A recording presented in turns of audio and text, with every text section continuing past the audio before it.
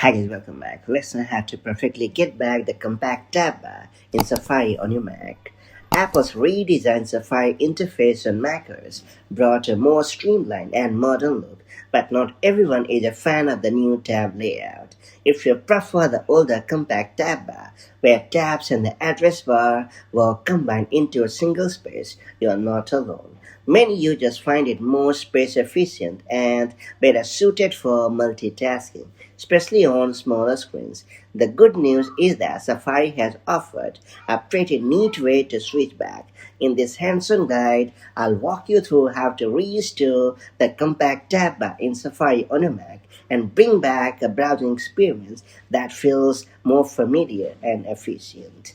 That said, let's get started. So first you have to launch Safari on your Mac, and then you have to hit the Safari menu located in the top left corner of the screen, and then you have to choose Safari in the drop down menu. After that, click on the tabs pane. Then you have to head over to the tabs layout and select compact, and you're all set.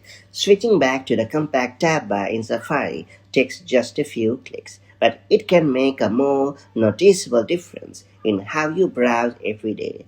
Whether you are trying to save screen space or simply prefer the older layout, the small trick helps you tailor Safari to your heart's liking. If you ever change your mind, you can easily switch back to the default tab style using the same settings. Ultimately, it's all about choosing what feels most comfortable and productive for your workflow. Now that you've unlocked this pretty helpful and user-friendly feature, make the most of it in order to enhance your browsing experience. And I'll catch you up in the next one.